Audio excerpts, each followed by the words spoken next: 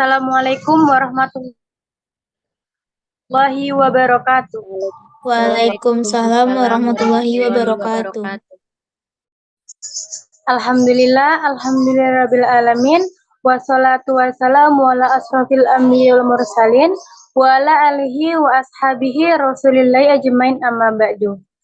Puji syukur kita aturkan kepada Allah Subhanahu wa taala yang telah memberikan kita nikmatnya sehingga kita bisa bertemu pada Zoom hari ini untuk membahas mengenai hakikat kurikulum PAUD.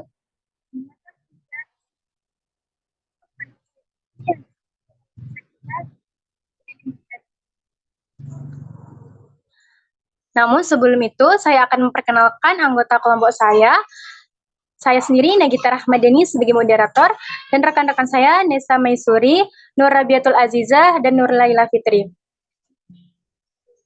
Baiklah, selanjutnya kita akan menjelaskan materi kita yang pertama mengenai pengertian kurikulum PAUD.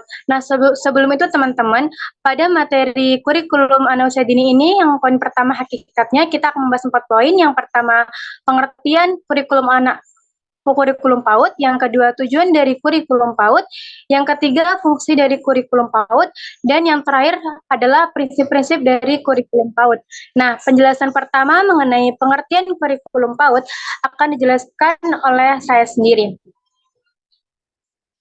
Baik teman-teman, apa sih itu kurikulum PAUD?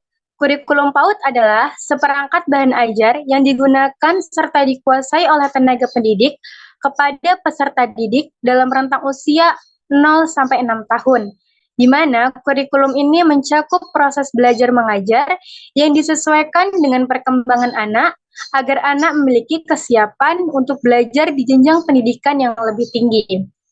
Nah, maksudnya di sini adalah kurikulum itu harus berisi rencana, tujuan, dan isi, serta bahan atau materi pelajaran yang digunakan sebagai pedoman pelajaran bagi tenaga pendidik untuk mencapai suatu tujuan pendidikan.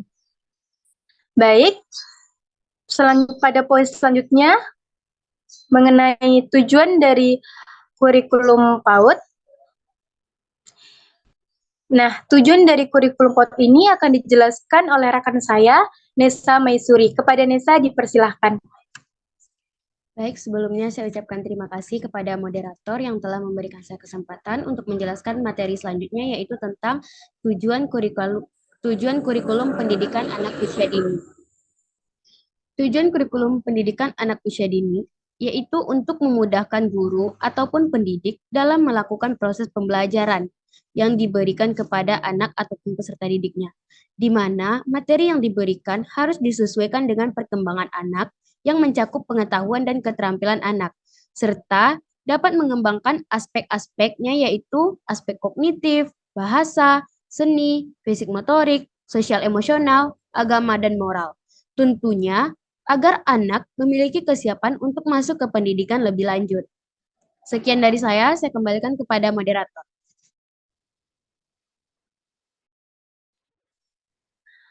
Baiklah, terima kasih kepada rekan saya Nesa Maisuri yang telah menjelaskan mengenai tujuan dari kurikulum PAUD. Selanjutnya mengenai poin ketiga tentang fungsi kurikulum PAUD yang akan dijelaskan oleh rekan saya Nur Rabiatul Azizah. Kepada Azizah dipersilahkan. Terima kasih kepada moderator yang telah memberikan saya kesempatan untuk menjelaskan materi tentang fungsi kurikulum PAUD. Dalam Ibrahim, pada tahun 2014, dijelaskan bahwa fungsi kurikulum dalam proses pendidikan adalah sebagai alat untuk mencapai tujuan pendidikan. Sebagai alat pendidikan, kurikulum memiliki bagian-bagian penting yang dapat mendukung operasinya secara baik. Kurikulum juga berfungsi sebagai rambu-rambu yang harus dipedomani dalam membetulkan pelaksanaan yang menyimpang dari kurikulum, sekaligus berfungsi untuk perbaikan yang memberi arah pengembangan pembelajaran dan pengembangan bagi siswa.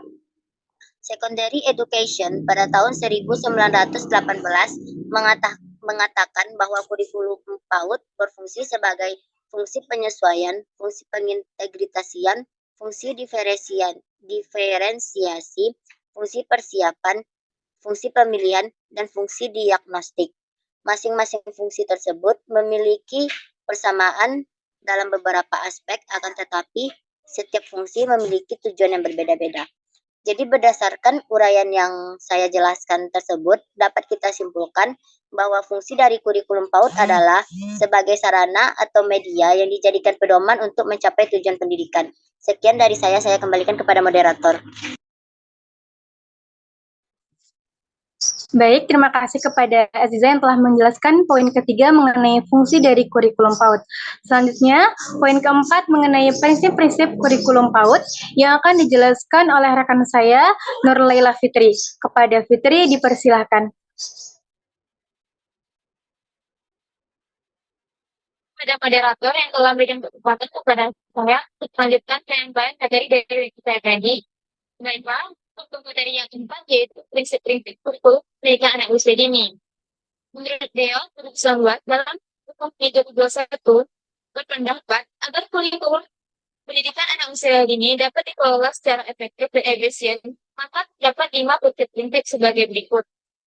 Yang A, bersifat komprehensif. Maksudnya, kurikulum tersebut harus mengembangkan semua aspek perkembangan peserta didiknya secara optimal. Yang kedua, sesuai dengan perkembangan peserta didiknya. Kurikulum tersebut harus menyesuaikan pada perkembangan anak yang sesuai dengan usianya. Yang ketiga, melibatkan orang tua. Mengapa dalam kurikulum harus melibatkan orang tua? Karena orang tua memiliki peran yang sangat penting dalam menyukseskan pendidikan anak usia dini. Yang keempat, menyesuaikan dengan kebutuhan peserta didiknya. Kurikulum tersebut harus sesuai dengan kebutuhan, kemampuan, dan minat peserta didiknya. Yang terakhir, kurikulum tersebut harus merefleksikan kebutuhan dan nilai masyarakat dan ruang sekitar peserta didiknya. Sekian dari saya kembalikan kepada moderator. Baik, terima kasih kepada rekan saya Nur Laila Fitri yang telah menjelaskan mengenai prinsip-prinsip kurikulum PAUD. Slide selanjutnya. Baik, dapat disimpulkan bahwa pada materi kali ini, kurikulum PAUD merupakan landasan penting dalam pengembangan anak usia dini. Dalam merancang kurikulum ini, perlu memperhatikan aspek holistik perkembangan anak, termasuk kognitif, fisik, sosial, dan emosional. Penekanan pada pendekatan bermain dan pembelajaran yang menyenangkan menjadi kunci untuk mencapai tujuan pendidikan anak usia dini. Selain itu, partisipasi aktif orang tua dan pemberdayaan guru juga merupakan faktor terpenting dalam implementasi kurikulum PAUD yang efektif. Baik teman-teman, itulah tadi penjelasan dari kami mengenai hakikat kurikulum PAUD. Semoga dapat dimengerti dan dipahami oleh teman-teman semua, dan kami memohon maaf apabila dari penjelasan kami ada yang kurang tepat, karena di sini kami juga masih dalam tahap belajar. Teman-teman bisa memberikan kritik dan sarannya di kolom komentar yang telah disediakan nanti. Kami berterima kasih kepada semuanya. Kami akhiri. Assalamualaikum warahmatullahi wabarakatuh. Waalaikumsalam warahmatullahi wabarakatuh.